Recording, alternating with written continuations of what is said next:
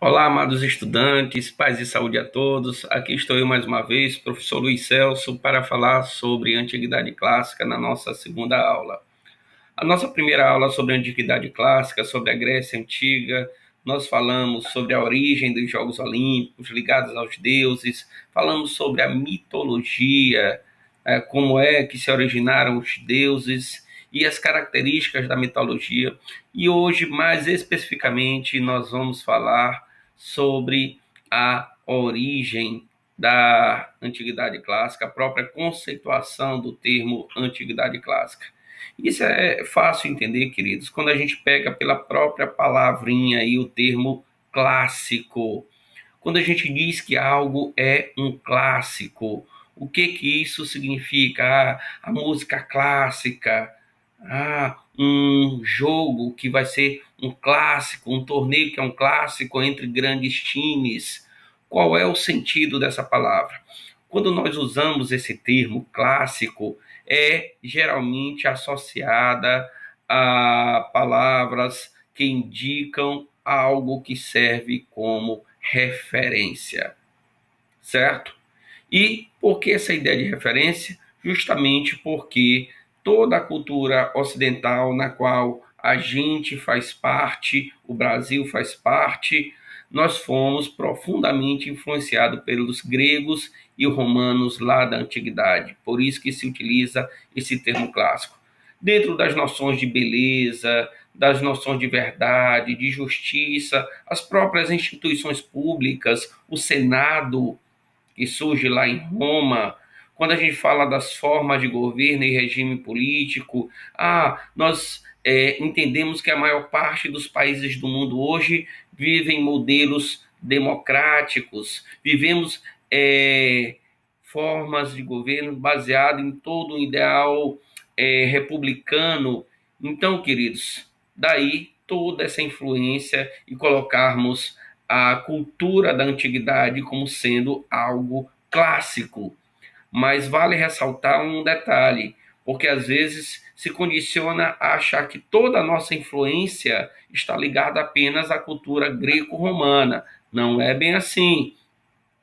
Nós sofremos influência de vários outros povos, porque dentro desse contexto de antiguidade nós tivemos conflitos, nós tivemos migrações, guerras, alianças, intercâmbios culturais que contribuíram para uma troca cultural. E aí, queridos, vamos entender que hoje, por exemplo, diante de todo o desenvolvimento tecnológico, nós temos trocas culturais. Mas aí vale ressaltar e entender que, por nos confrontarmos com culturas diferentes, não significa dizer que a nossa cultura é superior às dos demais. A gente tem que analisar a nossa cultura e estabelecer senso crítico, tá ok?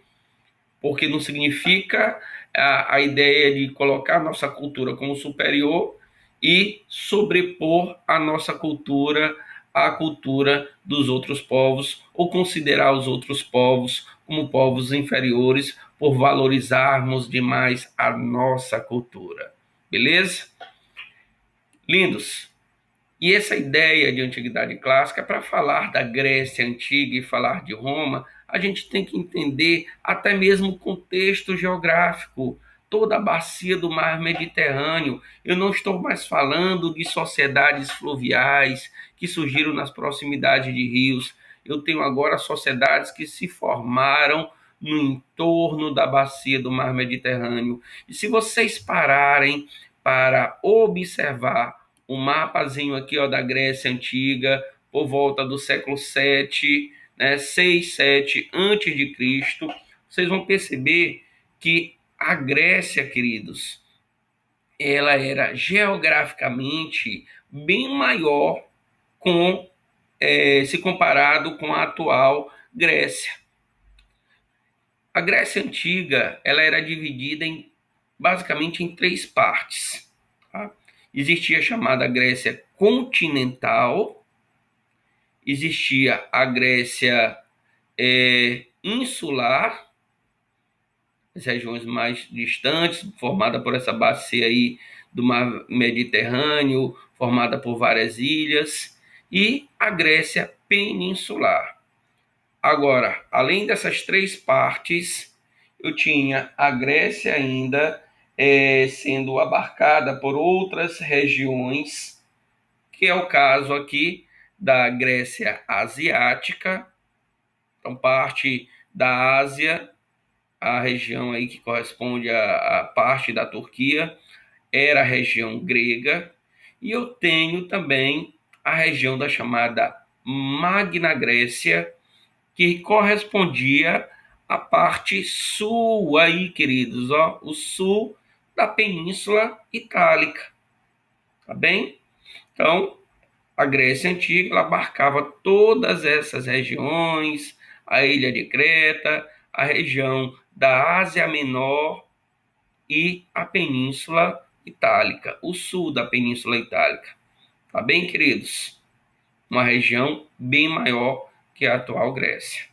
Lindos, aí eu tenho um outro detalhe importantíssimo, que é a gente entender o contexto geográfico. Se eu estou falando agora de uma região banhada pela bacia do mar Mediterrâneo, não estou falando mais de sociedades fluviais, vale entender aqui uma dica que a principal característica econômica desta civilização não seria mais a agricultura. Eu teria uma base econômica ligada principalmente ao comércio realizado pela via marítima entre variados povos da bacia do mar Mediterrâneo. E aí, entender o contexto geográfico da Grécia Antiga é entender as próprias características políticas da Grécia. Vocês vão já entender por quê. Se liga aí na história. Lindos, a região corresponde ao sudeste da Europa, a bacia oriental do mar Mediterrâneo, que hoje é chamada também de Península Balcânica. Como vocês observam na imagem, vocês vão ver que o relevo grego é um relevo bastante recortado, é um relevo bastante montanhoso e, como eu estou falando de região de via marítima, o solo não era muito fértil, não era muito propício para a atividade agrícola. Mas tem um porém, as terras eram bastante ricas em recursos minerais, só não eram muito propícias para a agricultura. Não significa também dizer, queridos, que eles não praticavam agricultura, certo? Só dizer e entender que os solos não eram tão propícios para a prática agrícola, por ser região de relevo montanhoso e ser uma região também banhada pelo mar. A própria salinidade não favorecia todo esse desenvolvimento agrícola, tá bom? Diante dessa situação, o que isso tem a ver com política? Porque isso já favorecia, queridos, se eu tenho uma sociedade que se formou em uma região de relevo montanhoso, isso já contribuía para esses povos se manterem isolados uns dos outros. As sociedades que iam surgindo, as cidades que iam surgindo, iam ficando isoladas umas das outras. Aí eu começo a entender o contexto político. Se liga na história. Por quê? É simples, ó. Quando a gente pega essa ideia desse relevo banhado por mar, relevo montanhoso, e aí as cidades que iam surgindo isoladas, às vezes até em ilhas, ou na própria península, em região um pouquinho mais distante do continente. Isso fazia com que as cidades se isolavam e produzissem tudo o que necessitavam, e cada cidade acabava tendo o seu próprio governante. É aí que a gente vai entender essa coisa de cidades-estados. As cidades que eram independentes entre si. A cidade-estado de Atenas, a cidade-estado de Esparta. Boa parte dessas cidades, como eu já falei na nossa primeira aula, eram inclusive rivais entre si. Cada uma tinha um tipo de governo próprio, independente. Por isso que se costuma dizer que não existiu na Grécia Antiga um modelo de Estado unificado como existiu lá no Egito e na Mesopotâmia, queridos, que é um modelo de Estado unificado, um único governante administrando tudo. Na Grécia Antiga, eu tinha várias cidades, estados independentes, em algumas com regimes políticos diferentes.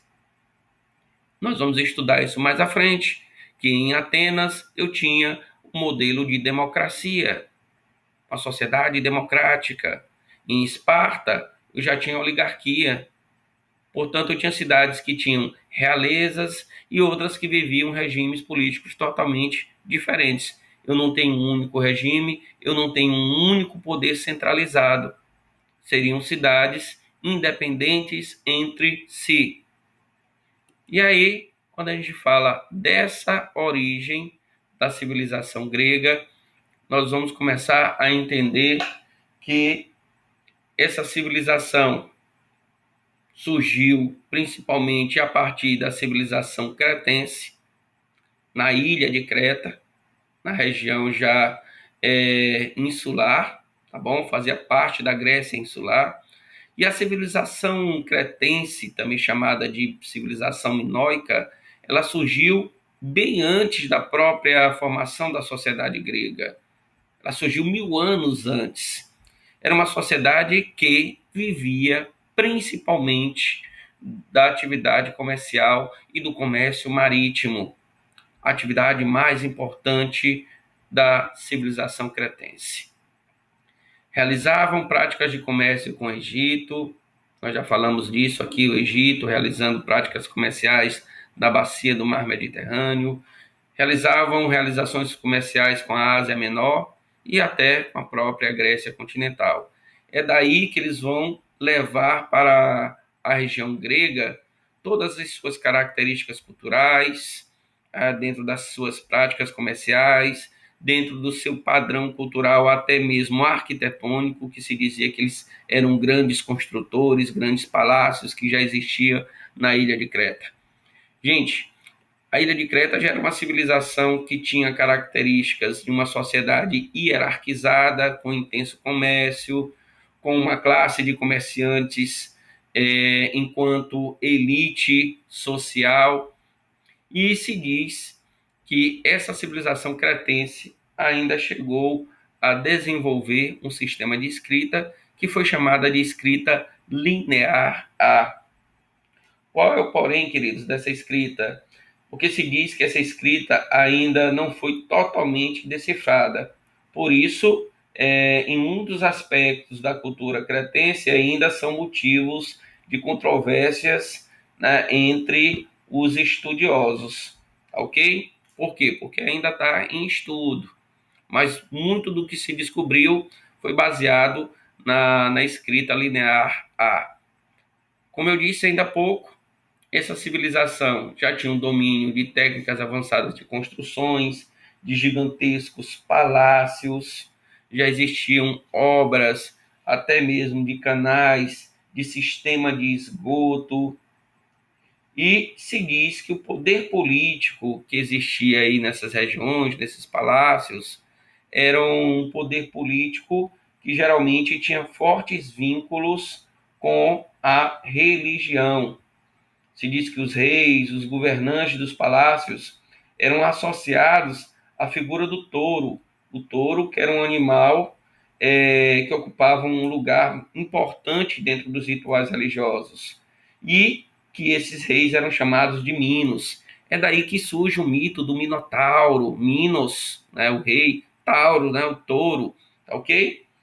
E se diz também que provavelmente os desastres ambientais teriam fragilizado os cretenses e que isso contribuiu para a invasão dos outros povos. Mas, apesar disso, a civilização cretense, aí com os aqueus, se estabeleceram uma relação de trocas comerciais. Beleza? Próxima aula a gente continua. Um abraço.